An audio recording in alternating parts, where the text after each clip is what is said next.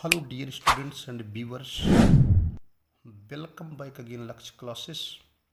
Today in this lecture I would like to discuss about the glycogenesis in detail. The topic glycogenesis comes under the heading of metabolism of carbohydrate. Under the heading of metabolism of carbohydrate we have to study various topics, in which first one we are going to study about the glycogenesis. As the name indicated, glycogenesis is made up of two words.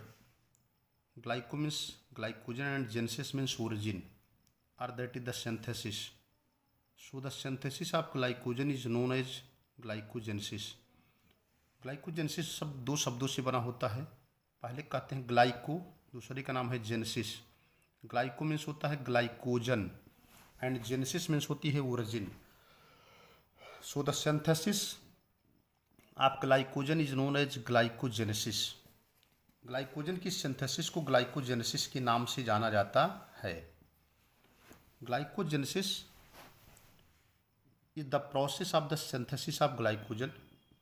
Glycogenesis is the process of synthesis of glycogen from glucose in the liver. Glycogenesis वो प्रक्रिया होती है जिसके अंतर्गत glycogen का जो संश्लेषण होता है वह ग्लूकोज से होता है और यह प्रक्रिया लीवर में होती है. So it is very clear that and we have to be keep in mind that the process of glycogenesis that is happening inside the liver, in which the synthesis of glycogen occurs from the glucose. तो glycogenesis की प्रक्रिया जो होती है liver में होती है, जिसके द्वारा ग्लाइकोजन की सिंथेसिस ग्लूकोज से होती है. The different step in the glycogenesis are, glycogenesis के जो डिफरेंट स्टेप्स हैं उनका वर्णन नीचे दिया जा रहा है. What are the various steps that comes under the heading of glycogenesis? We have to discuss one by one. So the first step is what? First step है glucose is the first phosphorylated into glucose 6-phosphate G6P by the action of the enzyme glucokinase or hexokinase. ATP is the sources of energy. सबसे पहले जो glucose molecule होता है C6H12O6, ये एक organic molecule है. ये इसका फास्फोरिलेशन होता है. फास्फोरिलेशन का मतलब होता है जब किसी ऑर्गेनिक मॉलिक्यूल में कोई इनऑर्गेनिक कंपोनेंट जुड़ता है तो उसको उस ऑर्गेनिक मॉलिक्यूल का स्ट्रक्चर जो है चेंज हो जाता है, यानी उसका जो कंपोजिशन है वो बदल जाता है. उसको फास्फोरिलेशन कहते हैं. तो यहाँ पर सबसे पहले ग्लूकोज का फास्फोरिलेशन होगा, जिसके द्वारा जो ग्लूकोज है वो कन्वर्ट हो जाएगा ग्लूकोज 6-फॉस्फेट में, जिसको हम G6P कहते हैं. और यह प्रक्रिया जो होती है एक एंजाइम के द्वारा संपन्न होती है जिसका नाम है ग्लूकोकाइनेज एंजाइम, या उसको हम हेक्सोकाइनेज एंजाइम भी कहते हैं. यहाँ पर ATP जो है एनर्जी का मुख्य स्रोत होता है. ठीक है. नेक्स्ट है नंबर 2, ग्लूकोज 6-फॉस्फेट. अब क्या होगा? Glucose six phosphate is converted into glucose one phosphate. Second step में क्या होगा? जो ग्लूकोज 6-फॉस्फेट है अब वह कन्वर्ट हो जाएगा ग्लूकोज 1-फॉस्फेट में GIP, इसको ग्लूकोज G1P कहेंगे. Glucose six phosphate, this is the second step. Glucose six phosphate जो है वो कन्वर्ट हो जाता है ग्लूकोज 1-फॉस्फेट में, और किसके द्वारा? By the action of the enzyme that is known as phosphoglucomutase. तो कुल मिलाकर के फास्फोग्लूकोम्यूटेज एंजाइम की मदद से जो ग्लूकोज 6-फॉस्फेट है वह ग्लूकोज 6-फॉस्फेट कन्वर्ट हो जाता है ग्लूकोज 1-फॉस्फेट में. नंबर 3 स्टेप है. नेक्स्ट अगला स्टेप ये है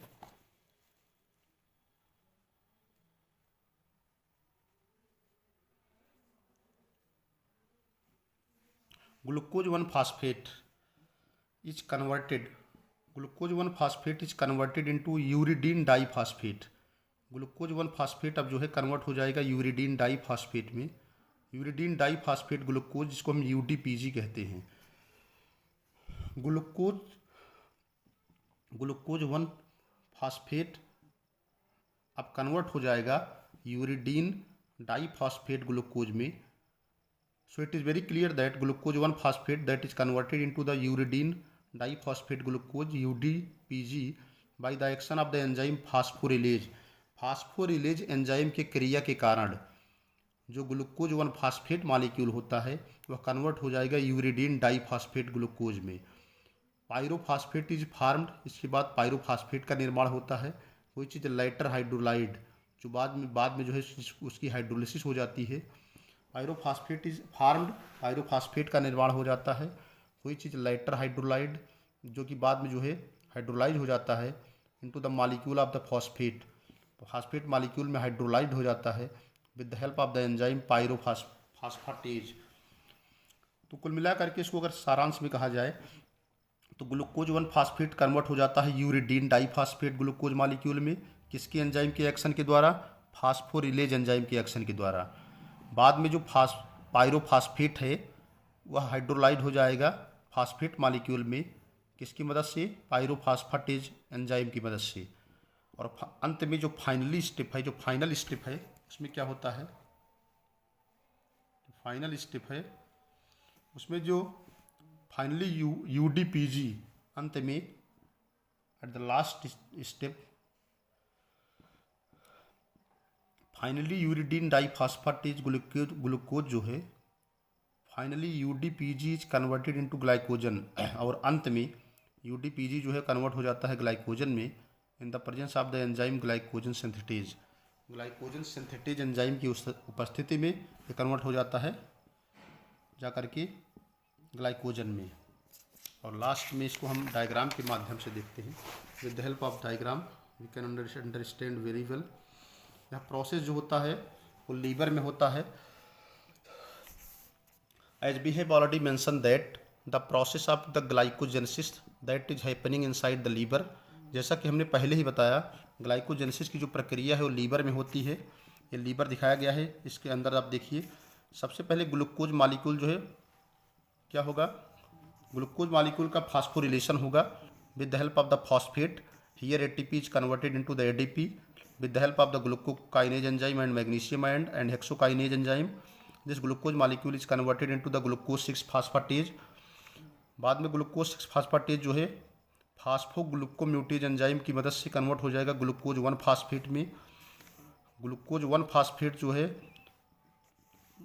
का जो है फास्फोरिलेशन होगा. फास्फोरिलेज एंजाइम की मदद से कन्वर्ट हो जाएगा यूरिडीन डाईफॉस्फेटेज ग्लूकोज में. और लास्ट में uridine diphosphate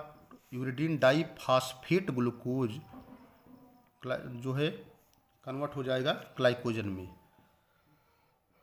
so this is the various steps that is found under the heading of the glycogen synthesis. So we have to be keeping in mind that all the processes of the glycogen synthesis that is happening inside the liver. First one is the glucose that is phosphorylated. Here the ATP is converted into the ADP and there is the phosphate is released that helps in the phosphorylation.